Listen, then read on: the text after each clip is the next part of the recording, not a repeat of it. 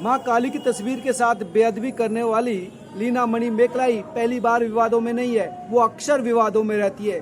बड़े बड़े विवाद उनसे जुड़े हुए हैं। आप कह सकते हैं कि एक तरफा मोहब्बत करती है वो विवादों से।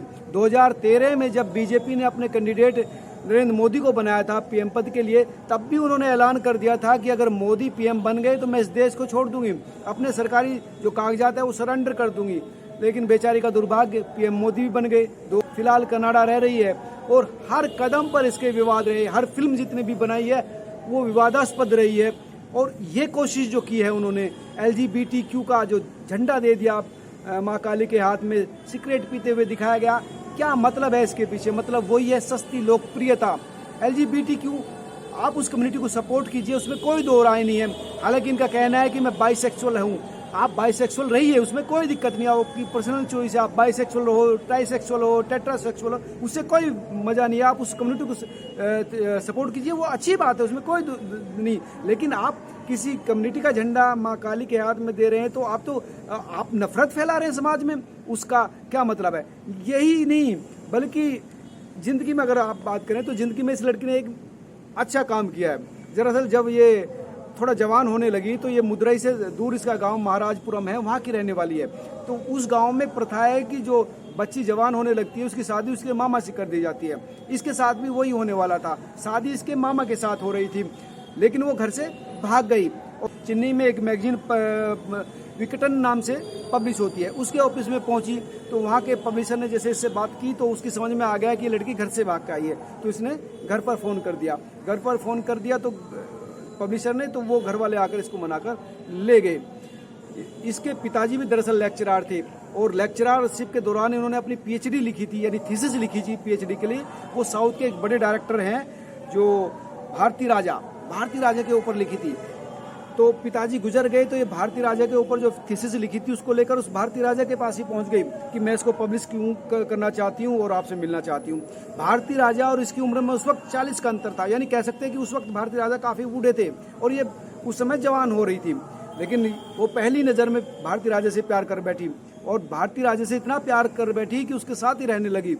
और ये जो चर्चा थे कि ये लड़की और भारती राजा मोहब्बत में है, प्यार में, पूरी क्षेत्र में फैल गई, मुदुरई और तमाम चेन्नई और तमाम क्षेत्र में। अब पिताजी तो रहे नहीं थे, अब माँ बेचारी बूढ़ी थी, वो क्या करती? उसने बस इतना ही किया कि उसने खाना पीना छोड़ दिया। आप कह सकते हैं एक तरह से भूख हड़ताल पर इसकी माँ बैठ गई। अब ये पता इसको भी चला कि तुम्हारे इस कारनामे की वजह से, इस बुढ़े के साथ मोहब्बत की वजह से माँ अपनी जान खो देगी। तो इस वजह से अपना भारती राजा को और फिल्म लाइन को छोड़ के घर पर आ गए। कुछ दिन घर पर रही, लेकिन फिर वो कीड़ा जो है कुलबुलाने लगा और उसने कहा कि अब मैं जॉब करूंगी। बेंगलुरु चले गई, वहाँ पर जो है एक कंपनी में 2-3 साल काम किया, लेकिन वो भी काम भी ऐसे किया कि नौकरी बदलती रही, काम में मन नहीं लगता था। वहाँ भी जो एक डायरेक्टर थे C. जेरोल्ड, उनके समर्थक उसके संपर्क में आए, वो भी काफ़ी बूढ़े थे, तो वहाँ पे भी उनके साथ काफ़ी दिन काम किया। वो शॉर्ट फिल्म बनाने वाले थे, टेलीफिल्म बनाते थे, तो वहाँ उन्होंने इसके साथ काम किया। तो फिर उसके बाद अपनी नौकरी छोड़ के C. जेरोल्ड के साथ ही रही। हालांकि इसके साथ भी कुछ लंबा नहीं चला, उसके बाद फिर खुद फिल्में बनाने लगी और पैसे इकट्ठे किया, फिर शॉर्ट फिल्म बनाई। लेकिन तमाम जो फिल्में थी, जो पहली फिल्म इनकी थी मथम्मा, वो देवदासी प्रथा पर थी, जिस पर भी काफ़ी विवाद हुआ। हालांकि इस तरह के इशूज जो है, जो इसका कहना था कि मैं सामाजिक बदलाव लाना चाहती हूँ, दलितों के मुद्दों को, सामाजिक बुराई के मुद्दों को मैं सब्जेक्ट बनाना चाहती हूँ।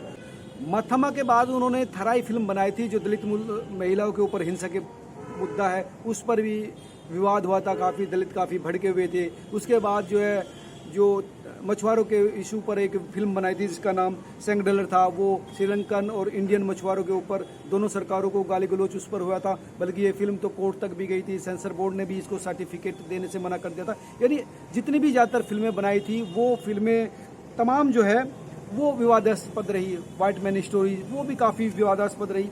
और अब ये जो कारनामा इन्होंने किया है कि माँ काली के साथ इन्होंने इस तरह से, उनकी तस्वीर के साथ इस तरह से बदतमीजी की है, तो ये क्या दिखाता है? ये दिखाता है कि आदमी अपनी सस्ती लोकप्रियता के चक्कर में, अपनी फिल्म को प्रमोट करने के चक्कर में इस तरह के कारनामे करते हैं।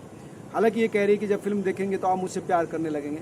आदमी प्यार तब करता है जब उसमें कुछ अच्छाई दिखाई देती है, क्रिएटिविटी दिखाई देती है। फिल्म निर्माण बहुत अच्छी बात है, करना चाहिए, लेकिन out of the box, out of the line आप सोचिए। क्रिएटिविटी वो है जो प्यार करना सिखाए, घृणा पैदा ना करें। और आप पूरी कम्युनिटी को लेकर घृणा पैदा कर रहे हैं, आप किसी के आराध्य को इस तरह से परवरिश करेंगे तो उसके मन में आपके प्रति प्यार तो उभरेगा नहीं। मैडम, आप क्या चाहती हैं कि आप किस एक स्टैंड से पूरी दुनिया में आप चर्चित हो जाएंगे? वो गलत है। हालांकि मैडम कह रही थी कि मैं डरती नहीं हूँ, मेरे पास खोने को कुछ नहीं है, लेकिन मैडम ने अपना जो है जो सोशल मीडिया वो प्राइवेट कर लिया, रेस्ट्रिक्टेड कर दिए जो इनबॉक्स है, ताकि कोई कमेंट ना कर पाए।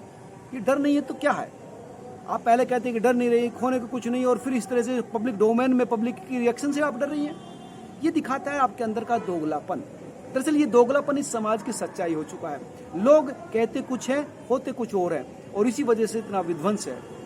मैडम, अगर आप चाहती हैं कि लोग आपसे प्यार करें, आपकी फिल्मों को सराहें, तो आप अच्छी क्रिएटिव फिल्म लाए, डिफरेंट लाए, दिखाएं, दर्द भी दिखाएं, अलग तरह से दिखाएं, महसूस करें वो दर्द को। आप इस तरह के जो कारनामे से LGBTQ कम्युनिटी को आप सपोर्ट करती हैं, अच्छी बात है, करनी चाहिए, लेकिन इसका मतलब ये थोड़ी है कि आप उस कम्युनिटी को और इस तरह से हिंदू चिन्हों को दिखाएंगे तो उससे क्या, उससे तो उन कम्युनिटी के प्रति भी लोगों का जो है दृष्टिकोण बदलेगा। आप कहती है कि मैं बाइसेक्सुअल हूँ, अच्छी बात है, वो आपकी नेचर है। आप बाइसेक्सुअल हो, ट्राइसेक्सुअल हो, टेट्रासेक्सुअल हो, उससे क्या मतलब, वो आपकी चॉइस है, आपकी जिंदगी है। आप कनाडा में रहते, वहाँ रहिए, भारत में भी स्वतंत्रता है, धारा 300 स्वतंत्र, आप एंजॉय कीजिए, उसमें विषय नहीं है। लेकिन आपकी स्वतंत्रता आपकी पर्सनल बॉडी तक, आपकी नाक तक है। आप दूसरे को इस तरह से घृणा के लिए उकसा नहीं सकती।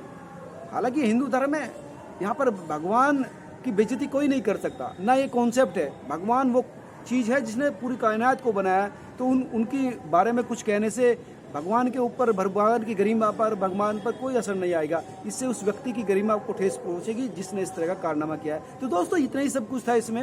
आपको समझ में आ गया होगा कि ये नीला क्या है, किस तरह से ज़िंदगी जीती है और क्या चाहती है। आप क्या सोचते हैं, ज़रूर मुझे बताना कमेंट करके। मैं लगातार आपके साथ जुड़ा रहूँगा। धन्यवाद, नमस्कार।